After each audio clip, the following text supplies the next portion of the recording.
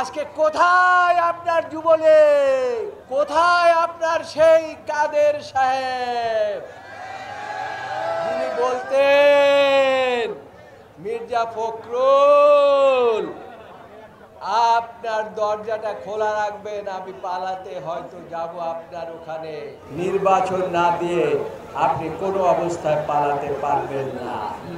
Fascist যেভাবে পালাতে পারে নাই আপনিও পালাতে পারবেন না। তারেক রহমানের সাথে লন্ডনে বসে সরকার প্রধান ওয়াদা করে এসেছে আগামী রমজানের পূর্বে ইনশাআল্লাহ বাংলাদেশে নির্বাচন হবে। এই নির্বাচন কেউ প্রতিহত করতে পারবে না আল্লাহর রহমতে।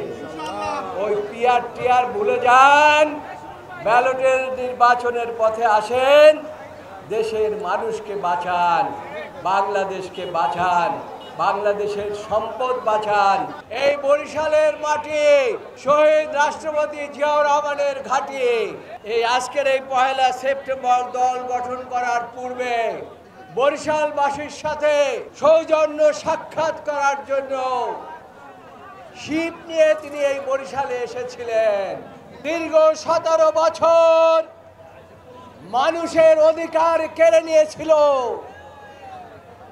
মানুষকে ভোট দিতে দেয় নাই,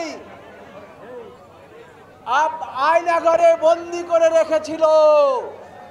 আমাদের ইলিয়াস আলী সহ হাজার হাজার লোককে গুম করে খুন করে মায়ের কোল খালি করেছিলেন।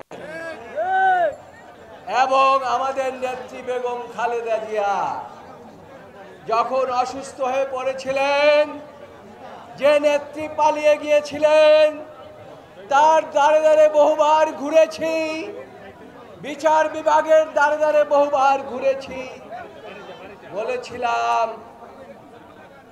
শেখ হাসিনা আপনি তো একদিন মরে যাবেন। বেগম খালেদা জিয়া 3 বারের প্রধানমন্ত্রী, শহীদ রাষ্ট্রপতি জিয়াউর রহমানের স্ত্রী, তাকে অন্তত বাঁচতে দেন, চিকিৎসার ব্যবস্থা করেন। তিনি বলেছিলেন ওনার অনেক বয়স হয়ে গেছে, আর বাঁচার দরকার কি। আর আজকে আমি বলি রাখে আল্লাহ মারে কে। বেগম খালেদা জিয়া আল্লাহর রহমতে বেঁচে আছে বাংলাদেশের মানুষের মধ্যে, বাংলাদেশের মাটিও মানুষের প্রাণের মধ্যে বেঁচে রয়েছে। আর আপনি ওই পার্শ্ববর্তী দেশ ভারত মোদি টুপির নিচে গিয়ে পালিয়ে রয়েছে। আপনার আসার আর কোনো সুযোগ নাই ইনশাআল্লাহ আল্লাহর রহমতে। আজকে কোথায় আপনার যুবলীগ, কোথায় আপনার সেই কাদের সাহেব যিনি বলতেন মির্জা ফখরুল আপনার দরজাটা খোলা রাখবেন, আমি পালাতে হয়তো যাব আপনার ওখানে। মির্জা ফখরুল দরজা খুলে রেখেছিলেন, কিন্তু আপনি ভয়ে পালাতে যান নাই সেখানে। শেখ হাসিনার আসলের নিচে গিয়ে আশ্রয় নিয়েছে। বেশি দিন আশ্রয় নিয়ে থাকতে পারবেন না।